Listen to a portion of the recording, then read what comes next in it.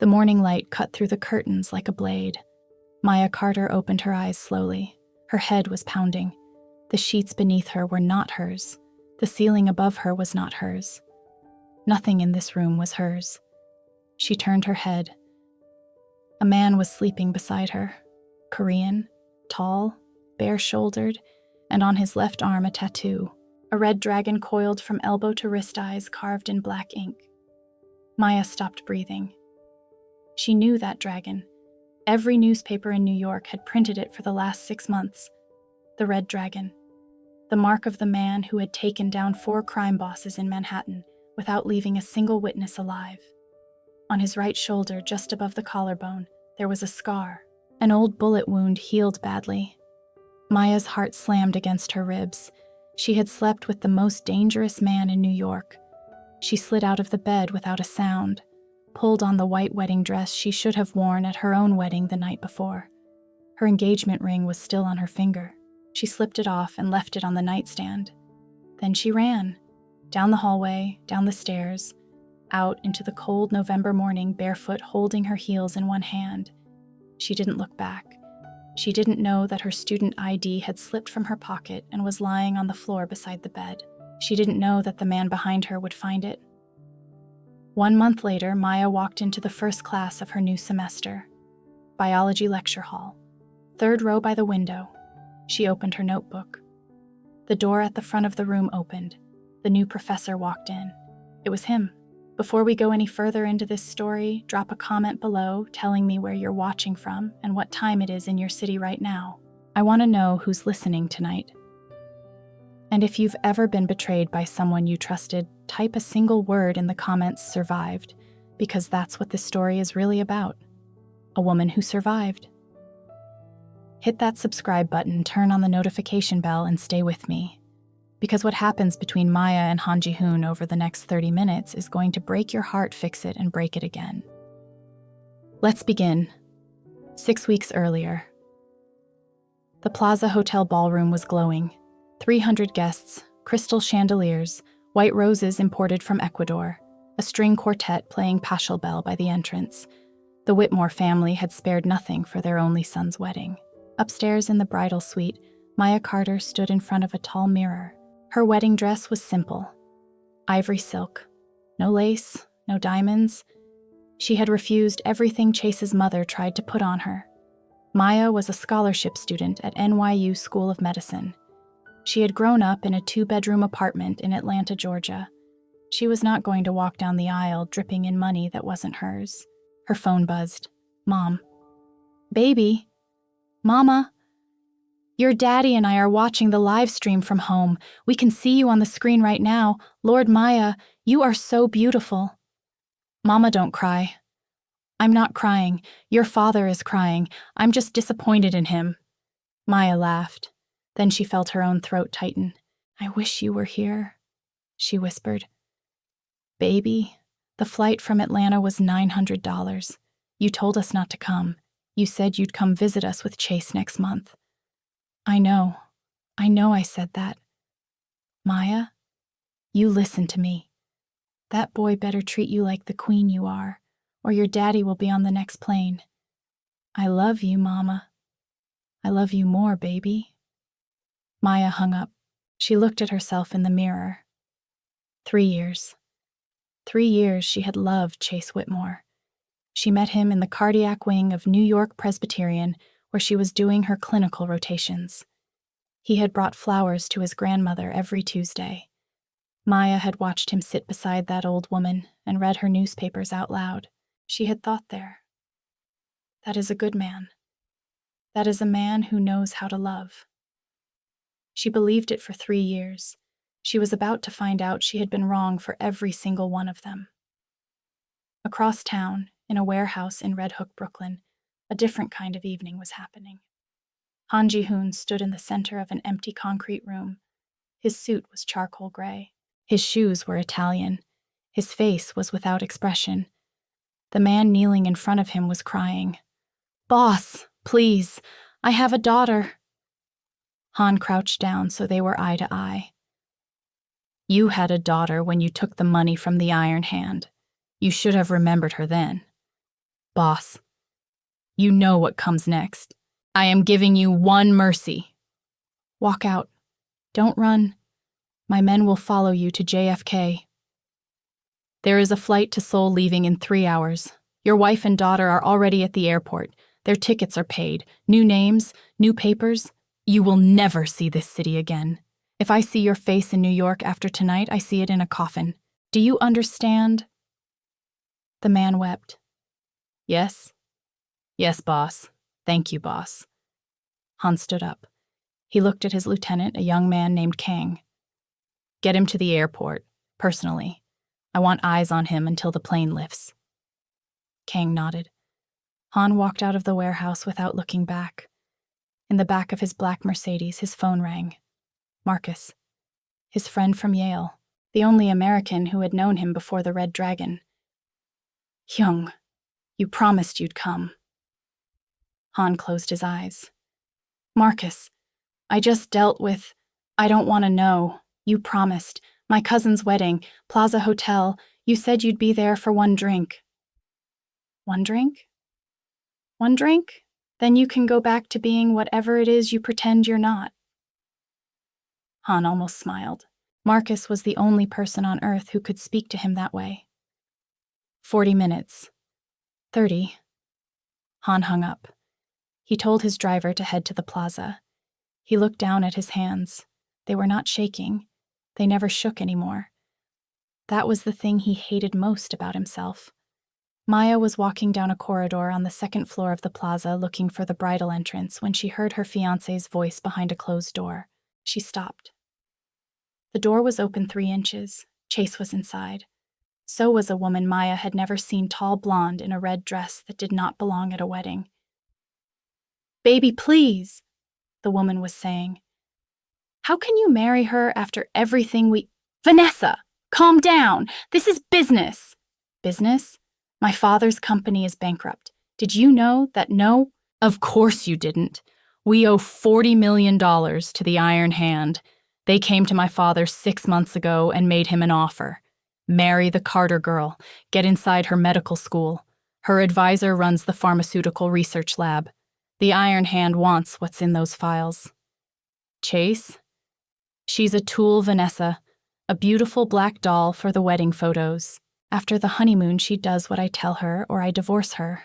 Either way, I get what I want. And me, you're what I want when I come home. Maya did not move. She did not breathe. She did not cry. 3 years of her life had just turned into a transaction. She turned and walked back down the corridor, slowly, calmly, as though her body was no longer hers. She passed the elevators. She passed the bar. She passed the man in a charcoal gray suit who had just walked in through the front entrance and was being handed a glass of champagne by Marcus. She did not see Han. Han saw her. She was the most beautiful woman he had ever looked at, and she was walking like a woman who had just been shot through the chest. He raised the champagne to his lips. He took a sip, and the world tilted. He knew that taste. Bitter almond underneath the sweetness. Someone had drugged the bar. Someone had been waiting for the groom Chase Whitmore to come down for his pre-ceremony drink. The Iron Hand. They were not going to wait for the wedding. They were going to take Chase tonight. Han set the glass down, but it was too late.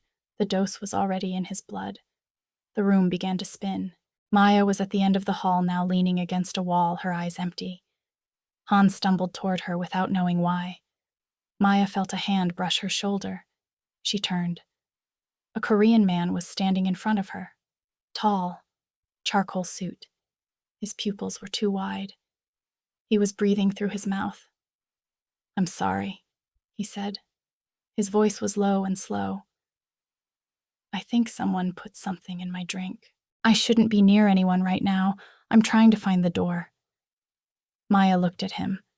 For 3 years she had been loved by a man who lied, and here in a corridor was a stranger telling her the truth in the first sentence. "The door is the other way," she said quietly. "Thank you." He turned to leave. "Wait." He stopped. Maya didn't know why she said it. She only knew that the woman walking back down that aisle in 20 minutes was not going to be her. That woman was already dead. Whatever was left of Maya Carter was standing in this hallway looking at a stranger with kind, drugged eyes. "If my fiancé doesn't love me," she said, "then it doesn't matter who I sleep with tonight." Han Ji-hoon stared at her. "You're getting married tonight." "I was."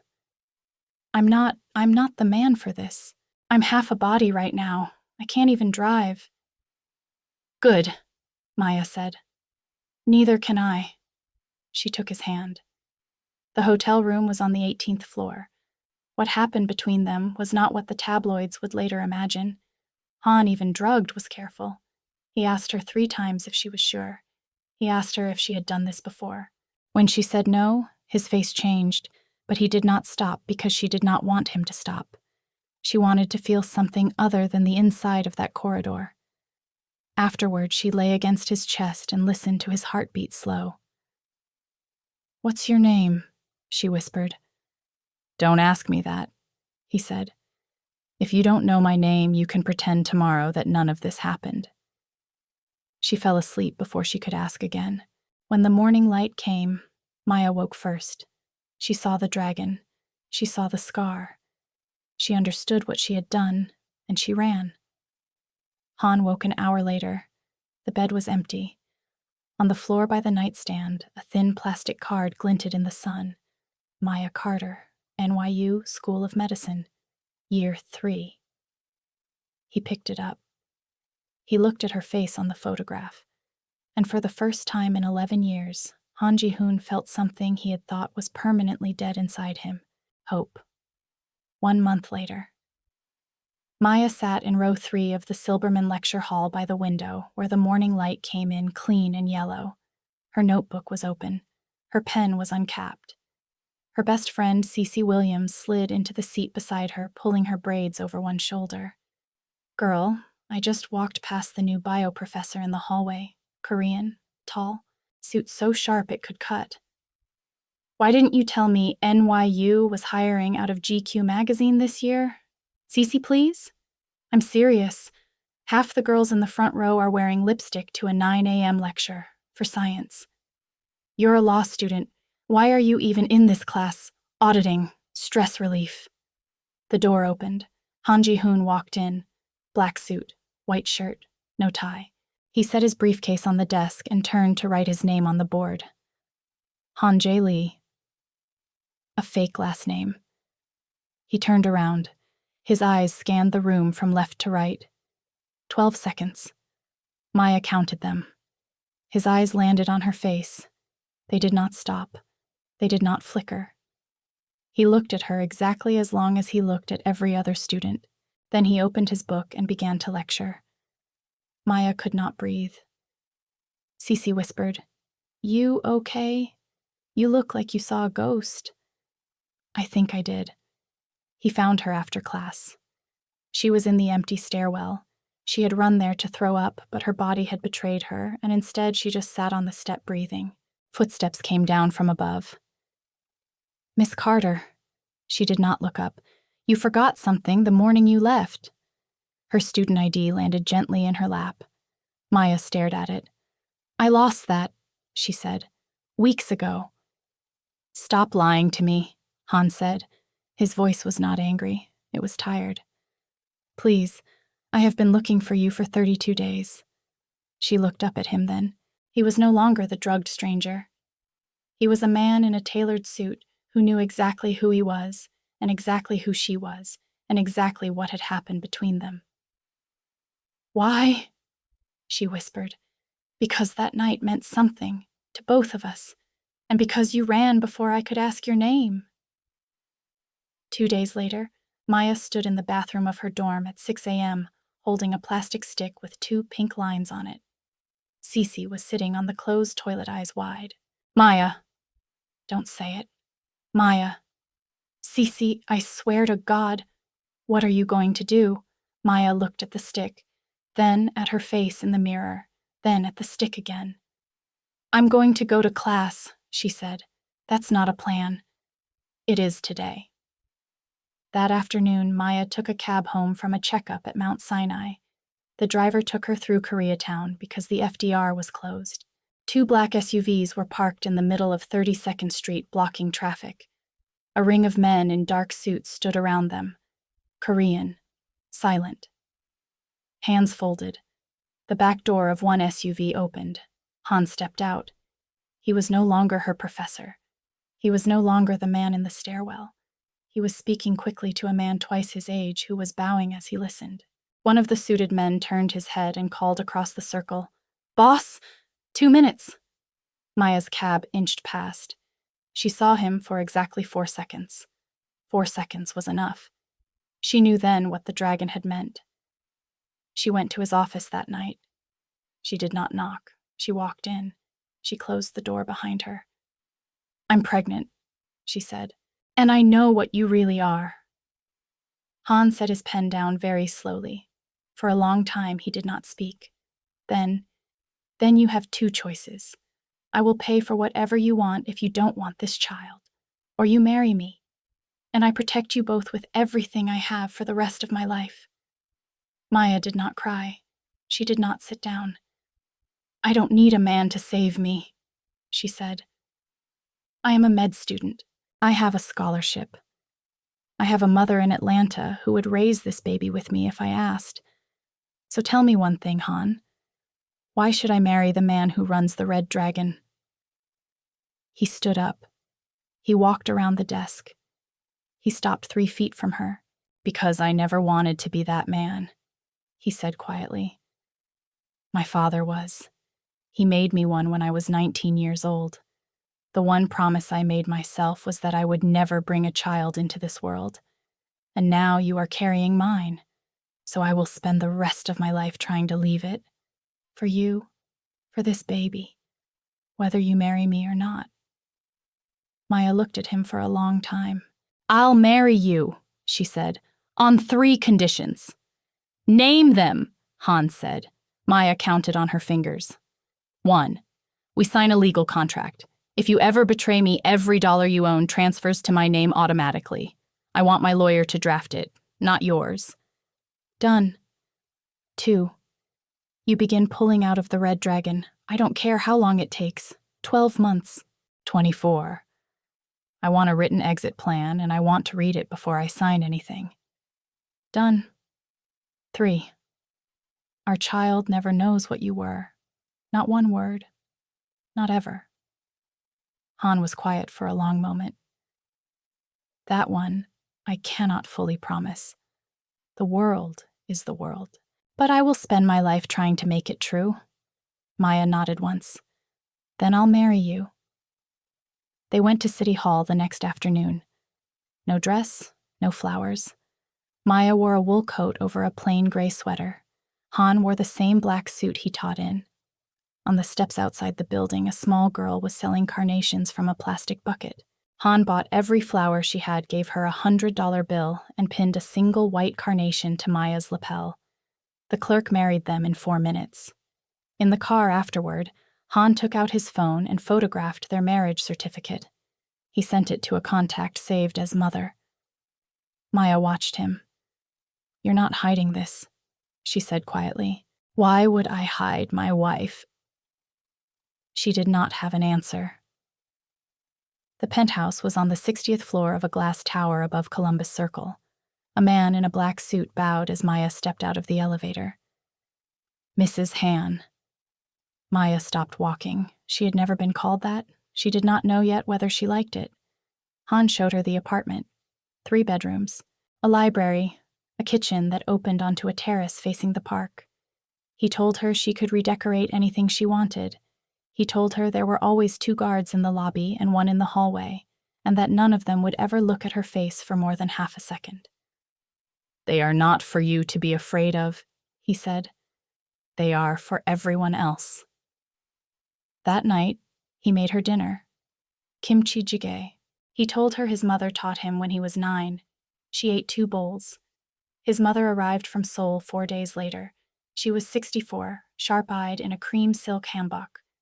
She walked into the penthouse, looked Maya up and down for a full 10 seconds, and then turned to Han and said something fast and quiet in Korean. Maya did not understand the words. She understood the face. Han answered in English. On purpose. So Maya would hear. Mother, this is my wife. She is the mother of your grandchild. If you cannot accept the color of her skin, then you cannot accept me. I am exactly the same man whether you approve of her or not, so please, sit down. She made tea. His mother stared at him. Then she sat down. Maya brought her tea. Her hands did not shake. She had grown up black in Atlanta. She had been looked at by white women in supermarkets, by professors who assumed she was the wrong kind of student by Chase's mother at every family dinner for 3 years. One Korean grandmother was not going to break her. That night, after Han had gone to sleep, there was a soft knock on Maya's door. Han's mother stood in the hallway in a robe holding something in her hands. It was a jade bracelet. Old. The kind of green that costs a generation. My grandmother's, she said in careful English. She wore it when she carried my father in her belly. Then I wore it. Now you. She placed it in Maya's hand and bowed her head. Maya cried for the first time since the wedding that didn't happen. Chase tried twice. The first time he caught Maya outside the medical library and offered her a new ring. Maya laughed in his face and walked away. When he grabbed her wrist, she twisted out using a move she had learned in the self-defense class her mother forced her to take at 16. Chase looked at her like he had never seen her before. He had never seen her before. He had only seen the doll. The second time he sent flowers. Maya threw them in the trash without opening the card. The cafe where Maya worked part-time had a back room. On her last shift before quitting, a regular customer, a man in his 40s married who had been making comments for months, followed her into that room. He put his hand on her hip. Maya did not freeze. She turned on the recorder app on her phone, which she had been keeping ready for a week. Take your hand off me, now! He laughed. She let him talk. Then she walked out, finished her shift, drove herself to the precinct, and filed the report. The officer told her she didn't have evidence. Maya placed the phone on the desk and pressed play. The man was arrested by 10 p.m. She did not call Han until after it was done. When she finally did, he listened to the whole story in silence. Then he said one sentence. You didn't need me. No, Maya said. I didn't. That is exactly why I love you. It was the first time he had said the word.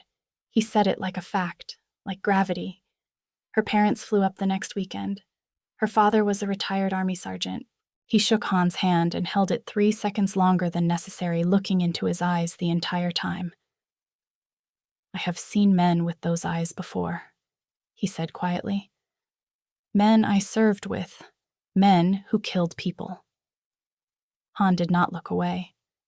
Yes, sir. You treat my daughter right, son. We don't have a problem. Yes, sir. Maya's mother hugged Han, fed him peach cobbler she had brought from Atlanta in a Tupperware on the plane, and whispered to Maya in the kitchen, Your daddy didn't shoot him. That means he passed. 2 weeks later, Han got the call from Yujin. Hyung, the Iron Hand knows. Knows what? That you married the Carter girl. They know Chase was supposed to marry her. They know you took her. They know what she means to you. Han closed his eyes. How long do I have? Days. Maybe a week. That night, Maya was walking down the hallway to bring Han tea when she heard him on the phone in the study. I married her because of the baby. I have to protect them both. She stopped. She did not hear the next sentence, the one where he told Yujin he had fallen in love with his wife somewhere between her 3 conditions and the night she pressed play in front of a police officer. She only heard the first sentence. She set down the tea on the hallway table. She walked to the bedroom. She packed a small bag. She turned off her phone. She did not know that her decision to leave that night was about to put her directly in the path of the Iron Hand. Maya checked into a small hotel in Brooklyn under her maiden name. She turned her phone back on at midnight. 43 missed calls from Han. 12 from Cece. 1 voicemail from her mother that began, Baby, that man just called me crying. I don't know what happened, but I told him you were not the kind of woman who runs without a reason. Maya did not call back. She lay on the hotel bed in the dark and put her hand on her belly. "It's just you and me," she whispered. "I can do this alone. I have always been able to do things alone." She fell asleep at 4 a.m. She did not know that 6 floors below her 2 men in a black van were already waiting. She left the hotel at 7:30 the next morning to walk to the subway. The van pulled up beside her on Atlantic Avenue. The side door slid open. 2 men in dark jackets jumped out. One reached for her arm. The second one was faster. He had a cloth in his hand. Chloroform. Maya did 3 things in 8 seconds. First, she swung her tote bag heavy with anatomy textbooks directly into the first man's face. 12 pounds of medical illustration broke his nose. Second, she ran, not away from people, toward them. She sprinted across the street into a 24-hour bodega full of construction workers buying coffee. Third, before she even pushed the door open, she had already opened her phone hit record and was holding it up. "My name is Maya Carter. I am 21 years old. 2 men just tried to kidnap me on Atlantic Avenue. The van is white license plate 7 Tango, Victor, 4928. If anything happens to me." The bodega owner, a man named Ahmed, pulled out a baseball bat from under the counter and walked to the door. "Lady, get behind me." The men did not come in. The van peeled away. Maya was still recording when she dialed 911. Then she uploaded the entire video license plate face's audio to Twitter. She tagged the FBI. Then finally she called Han. "Where are you?" he said before she finished saying hello. "Ahmed's bodega, Atlantic and 4th. 12 minutes. He was there in 9. When he came through the door, Maya was sitting on a folding chair behind the counter drinking tea Ahmed's wife had made for her. Han crossed the room in 3 steps and dropped to his knees in front of her. He put his hands on either side of her face. He did not speak for a long time. "I'm okay," she whispered. "We're okay." "I heard you," he said. His voice broke. "On the phone, the night you left. You only heard half of it. I told Eugene I married you for the baby. The next thing I said was that I had fallen in love with my wife somewhere between her 3 conditions and the day she pressed play in front of a police officer. You didn't hear that part." "I heard enough to leave." "I know. And it almost killed you." "It didn't." "It almost did, Maya. And I am done. I am done with all of it." By that afternoon, Maya's video had 3 million views. By that evening, the FBI had identified 4 members of the Iron Hand from her footage. By the next morning, Han had walked into the offices of his attorney on Park Avenue and signed papers that no one in his organization had ever expected him to sign. Every asset of the Red Dragon was placed into a blind trust. Every business that had been held in his name was transferred to a board of directors made up of 3 women, his mother, Eugene's mother, and a former federal prosecutor. He was out. Not in 12 months, in 1 afternoon. Eugene sat across from him in the lawyer's office, white-faced. "Young, the council will not accept this. The council does not have a choice. The trust is irrevocable. The signatures are notarized. If they want to come for me, they will be coming for a man with a wife, a baby, and a full FBI surveillance package on his apartment building. You called the FBI on yourself. I called them on the Iron Hand. The fact that they will also be watching me is a price I am paying for the rest of my life." Eugene stared at him. "You really love her." "I really love her." While Han was signing papers, Vanessa Hayes was sitting in a coffee shop in Soho with a manila envelope. Inside the envelope were photographs. She had hired a paparazzi to follow Maya for 2 weeks. The photographer had captured exactly one usable image: Maya hugging Dr. Reuben Goldberg, her 71-year-old thesis advisor, on the day he announced his retirement. A goodbye hug between a mentor and a student. A graphic designer in Queens had been paid $800 to alter the image. Now Maya appeared to be kissing him. Vanessa slid the envelope across the table to Chase. "This goes out tomorrow morning," she said, "during her scholarship ceremony. I'll send it to every phone in the auditorium. Chase was not smiling anymore. He looked tired. He looked like a man who had run out of plans. Do it, he said. The scholarship ceremony was in the Great Hall on Washington Square. 300 people, faculty, donors, press. Maya was on stage accepting the Goldman Research Fellowship, $40,000, 2 years. Halfway through the dean's introduction, every phone in the auditorium pinged at once.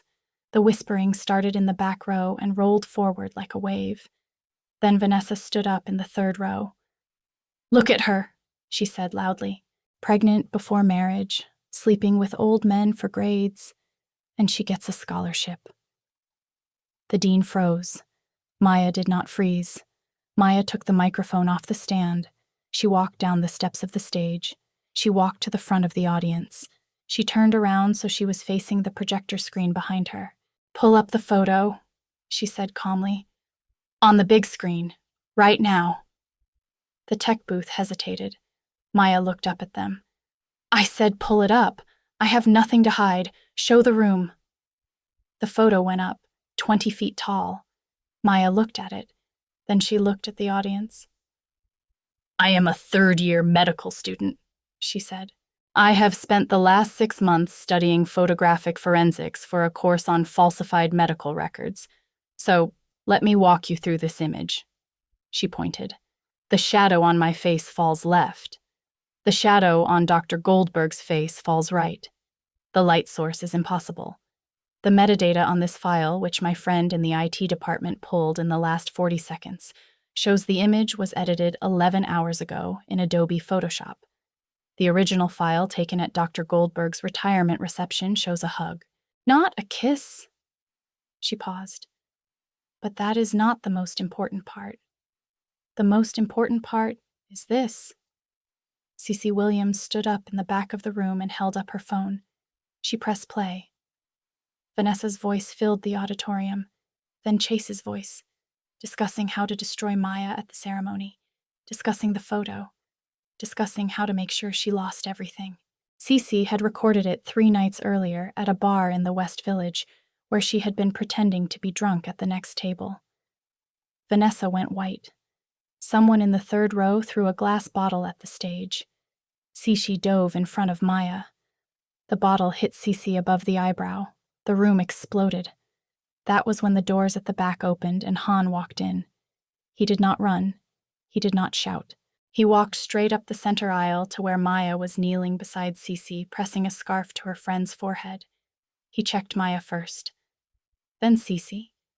Then he stood up and turned to face the room. "This is my wife," he said. "This is our child. And the next person who throws anything answers to me." He took a small box from his jacket pocket. He opened it. He slid a wedding band onto Maya's finger in front of 300 people. In the back of the room, Chase Whitmore's father, 78 two-heart stents and now publicly destroyed, clutched his chest and slid out of his seat. He was dead before the ambulance reached the lobby. The dean of the medical school called Han into his office on Monday morning. "Professor Lee, or should I call you Mr. Han now?" "Han is fine. You understand the optics of this. A faculty member married to a student. Pregnant. A scandal at our scholarship ceremony. The board is asking for your resignation." Han nodded once.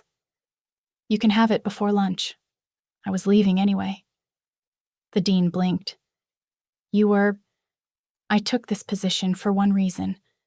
I needed to be near a particular person while I figured out whether she would let me into her life. She has. So I am done pretending to be a professor." He set an envelope on the desk. "My resignation, effective today.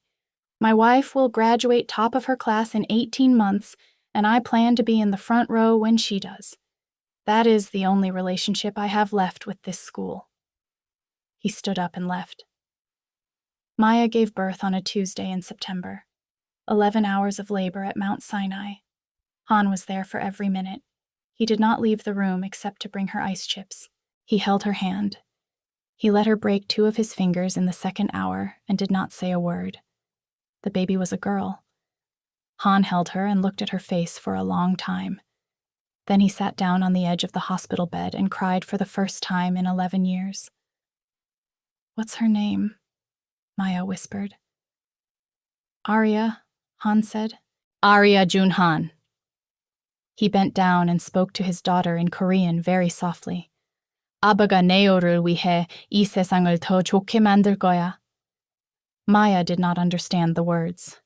Chichi, sitting in the corner, who had been studying Korean on Duolingo for 3 months, translated quietly. "Daddy will make this world a better place for you." 3 weeks after the birth, Maya stood naked in front of the bedroom mirror and cried. Han came in and saw her. "Don't look at me," she whispered. "Why? My body." He stopped her. He came up behind her and put his hands on her stomach. "Your body grew a human being. I am in awe of it. I love you. I do not love a body. I love the woman who was brave enough to file a police report alone, and brave enough to carry a child she didn't plan, and brave enough to marry a man with a dragon on his arm. That woman is you. The skin she lives in is yours. I love every inch of it."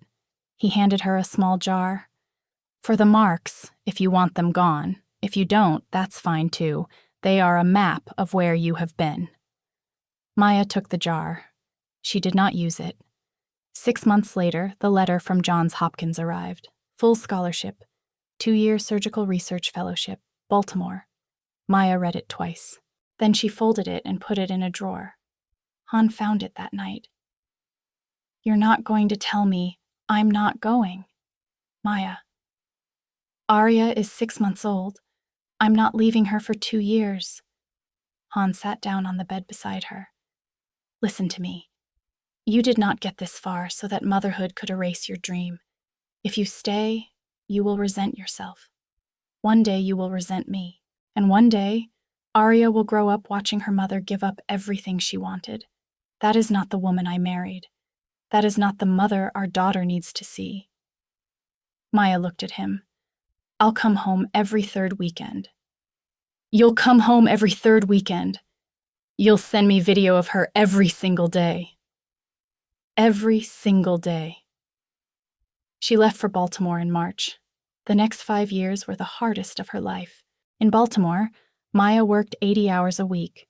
She slept 4 hours a night for 2 straight years. She cried alone in the shower of her dorm. A young surgeon named James asked her out 3 times. She turned him down each time the same way. "I have a husband and a daughter." End of story. She flew home every 3rd weekend. She watched her daughter learn to walk over FaceTime. She missed Arya's first word. She missed Arya's first day of preschool. She paid for those missed moments in a currency she could never get back.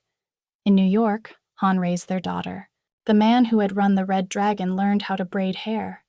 He learned how to make pancakes shaped like animals. He went to parent-teacher conferences in $5,000 suits and sat in chairs designed for 4-year-olds. The other mothers stared. He didn't notice. He started a foundation that nobody knew was his. It awarded full scholarships to Black girls from the Bronx who wanted to study medicine. He named it after Maya's grandmother. The foundation gave away 43 scholarships in 5 years. Han never attended a single ceremony.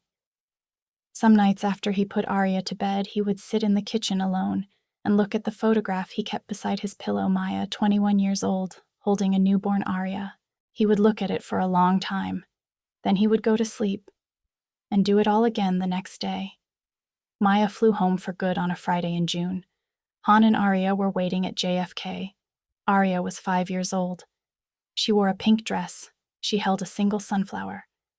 Maya knelt down on the floor of the arrivals hall and opened her arms.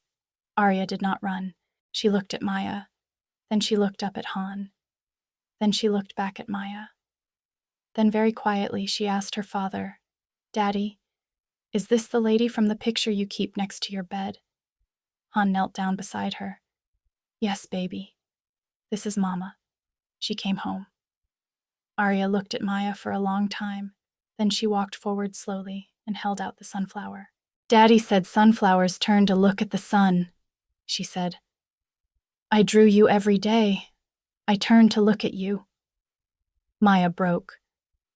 She gathered her daughter into her chest and sobbed into her hair, and Han wrapped his arms around both of them, and the three of them sat there on the floor of the arrivals hall, while travelers walked around them.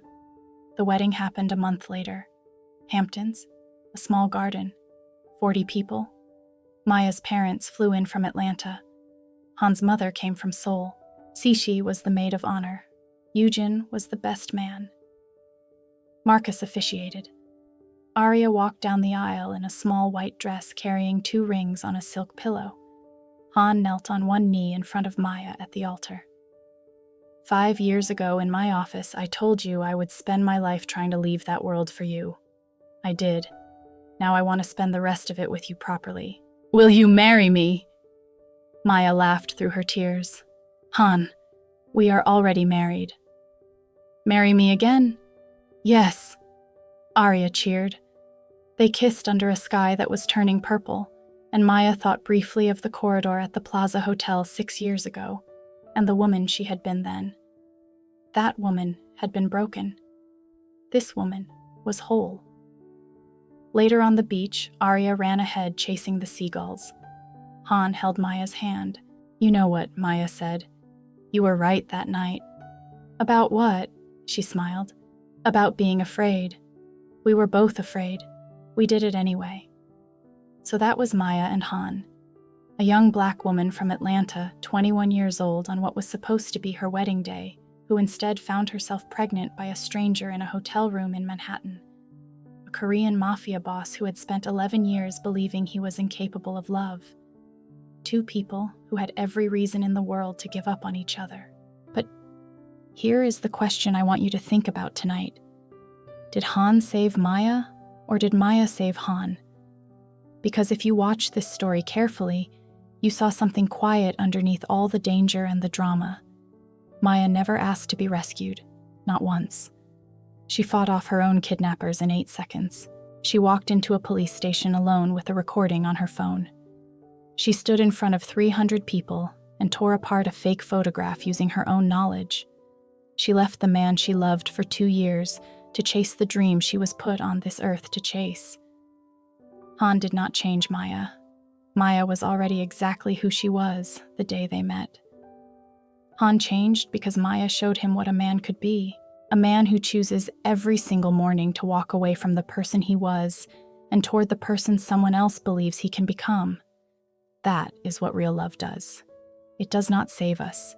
It shows us who we already were all along. So tell me in the comments, which moment hit you hardest? Was it the bodega, the bracelet from his mother, the sunflower? Type the word sunflower if Arya broke you. Type survived if Maya did. Type both if you cried twice. Hit that like button, subscribe. And I will see you in the next story. Good night, friends.